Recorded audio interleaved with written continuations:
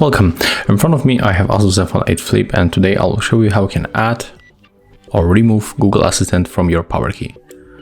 Let's open settings, find advanced, move for smart key, and as you can see, when you are here, we get two options: to press twice, and when you enable this option, you can activate Google Assistant. When you press twice, when you choose this option, take a look. There it is. If you want to go back, you can also activate this option, press and hold to wake up Google Assistant. Take a look.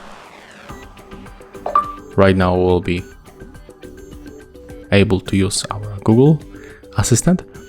And if you want to get rid of that, you have to just press and hold power off and press twice.